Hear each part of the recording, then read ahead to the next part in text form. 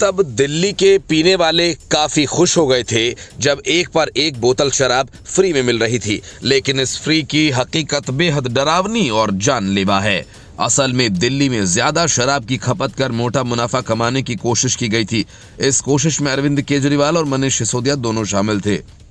Plan ये था कि जितनी ज्यादा शराब की बोतलें बिकेंगी, रिश्वत की रकम उतनी ज्यादा होगी। और इसके लिए केजरीवाल और सिसोदिया ने दिल्ली में जमकर नकली शराब को बिकने दिया। और इतना ही नहीं, खराब गुणवत्ता वाली मिलावटी शराब बेचने के लिए ज्यादा दाम और कम सामान वाला फॉर्मूला भी अपनाया गया। अगर कोई ये सोचता है कि एक बोतल पर एक फ्री मिला तो उसे ये जानकर बुरा लगेगा कि इस स्कीम को चलाने के लिए शराब की कीमतें बढ़ाई गईं और ज्यादा कीमत पर घटिया शराब लोगों को थमा दी गई।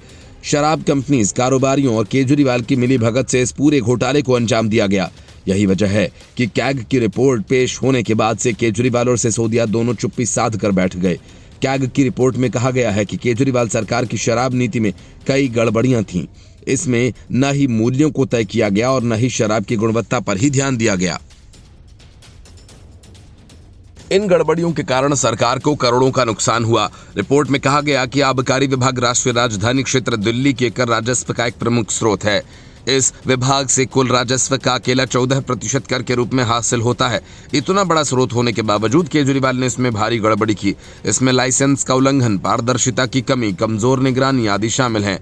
भाजपा सरकार द्वारा सदन में पेश की गई नियंत्रक एवं महालेखा परीक्षक के रिपोर्ट के मुताबिक आबकारी विभाग ने L1 लाइसेंसधारी निर्माता और थोक विक्रेता को एक निश्चित स्तर से अधिक कीमत की शराब के लिए अपनी कीमत घोषित करने की अनुमति दी। इसके बाद निर्माण के बाद सभी मूल्य घटकों को जोड़ा गया, जिसमें निर्माता का लाभ भी शामिल था। और इसी का फायदा उठाकर दिल्ली में दूसरे राज्यों से ज्यादा कीमत पर शराब बेची गई। और इतना ही नहीं, खुद कीमत घोषित करने की अनुमति ने शराब निर्माताओं और थोक विक्रेताओं को शराब की कीमतों में अपने फायदे के लिए हेरफेर करने की छूट दे दी। इससे शराब की बिक्री में गिरावट आई और सरकार को भारी नुकसान हुआ। दरअसल शराब के उचित मूल्य के निर्धारण के लिए भी निर्माताओं से लागत विवरण नहीं मांगा गया था। दिल्ली में शराब की गुणवत्ता का निर्धारण भी आबकारी विभाग ही करता है। मौजूदा नियमों में प्रावधान है कि थोक लाइसेंसधारियों के लिए लाइसेंस जारी करते समय भारतीय मानक ब्यूरो के प्रावधानों के अनुसार विभिन्न परीक्षण रिपोर्ट प्रस्तुत करना अनिवार्य बनाता है। आबकारी आयुक्त ने इसके लिए अलग से गुणवत्ता निर्देश नहीं दिए हैं। कैग ने अपनी रिपोर्ट में पाया कि ऐसे अनेक मामले पाए गए जिसमें परीक्षण रिपोर्ट मानकों के अनुरूप नहीं थे।